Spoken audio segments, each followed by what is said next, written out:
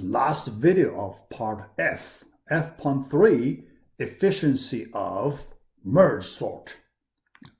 In this one, so we will do some efficiency analysis. The method we used here, we learned before.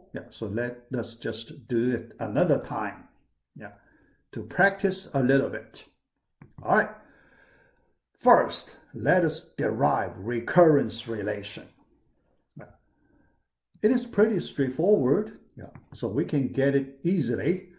Let us estimate the worst case efficiency, because our main goal here, we want to make our worst case not that bad.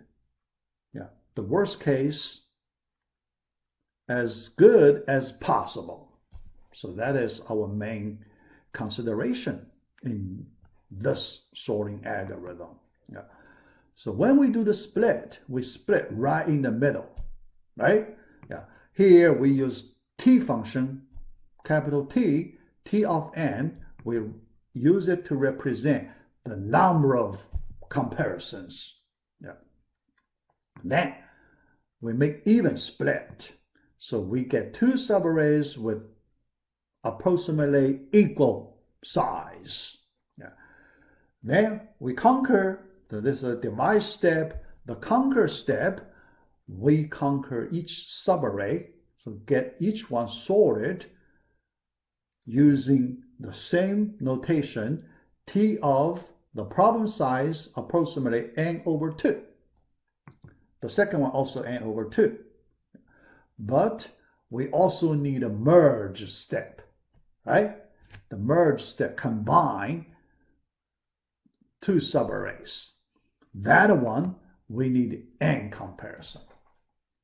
Although precisely the worst case n minus 1, but here, in order to make the formulation as simple as possible, we just drop that minus 1. We use that n. In that way, we can derive this recurrence equation with initial condition T of 1 equals 0. When you have one element, no comparison. When you have two elements, you need just one comparison. Okay? So then the main equation is this one. Next, we need to solve this recurrence relation. So how to solve it? We just use one technique. We used similar technique before. But here, we need to do a little different way. All right. So let's consider a simpler case. The general equation may not be that easy to solve, but a special case will be much easier. So what kind of special case we consider? When n is power of 2, 2 to the kth power. When n equals 2 to the kth power, because when we do n over 2, we always get integer, or we get another power of 2. So we can do even split all the time, right? So that's the best structured number we can have, the power of 2. So then we just replace n by 2 to the kth power. So we can remove that denominator, right? 2. Denominator 2 is gone. So now we have this new format. Then we need to do transformation. We want to change the form to a more friendly one, the one that we can solve easier. So the transformation we will do, we use division method. So why division method? By our experience, here we look at the structure here. When we do division, so look at when we do division by 2 to the kth power, the two sides, you can see after simplification, we have some nice structure here. Very nice structure. So what kind of nice structure? The two sides, the expression, you can see similar structures. So that's the main thing we want to get. Yeah. T of 2 to the kth power over 2 to the kth. That structure. Yeah. So we want to use a new function to represent that fractional part. Yeah. Because in that way, we will see the solution better. Yeah. All right, so here we introduce a new function g of k equals t of 2 to the kth over 2 to the kth. New function. Yeah. After this new notation, you can see our recurrence relation becomes a simpler expression. Yeah, simpler, much simpler. Yeah. So when we use this G notation, yeah, you can see our new equation becomes main equation G of k equals G of k minus 1 plus 1. Much simpler, right? Yeah. Then we just do recurrence relation. Yeah. We know the initial condition becomes G of 1 equals 1/2. Yeah, so you plug in. Yeah. G of 1 equals T of 2 over 2, right? T of 2 over 2. So that's 1/2.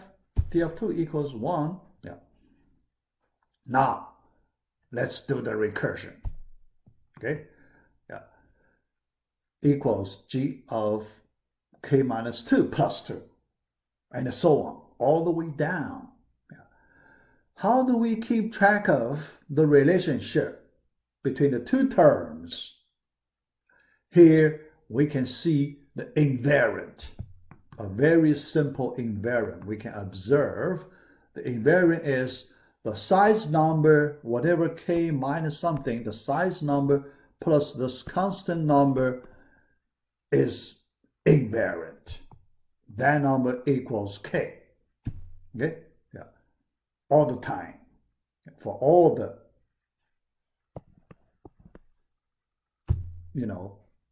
equations. Yeah. The last one, g of 1 plus k minus 1.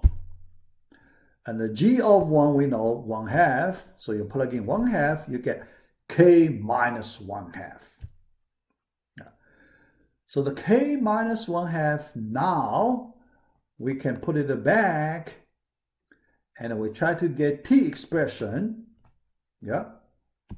In this way, right? T expression. But we need to recover the n expression in terms of n. Yeah.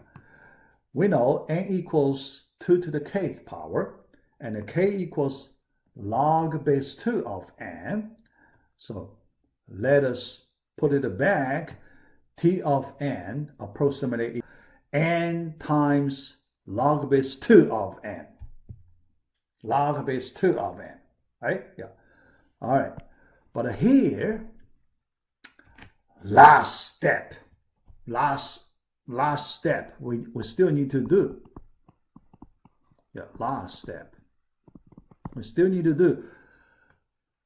Because here, n is power of 2. Can we make the general n? How do we get to the general n? Here, there is a simple way. Remember, we learned the smoothness rule, right? Remember? Smoothness rule we learned before, right? Here, we need to apply that smoothness rule. Now, for the smoothness rule, first, we can show this function is smooth function. This is a smooth function.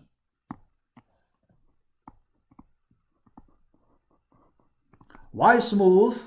Because you can see T of 2n belongs to big theta of T of n. Can you see that easily? You can see that easily. Okay. Eventually, non-decreasing also easy to see. Then it is a smooth function. When you have a smooth function, okay, yeah, then by the smoothness rule, if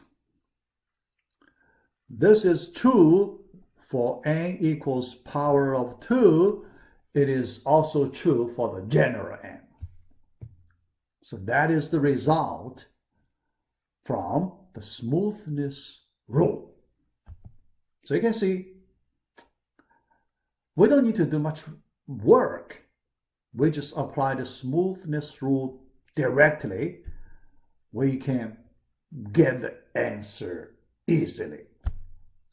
Here you can see the power of smoothness rule. Very powerful.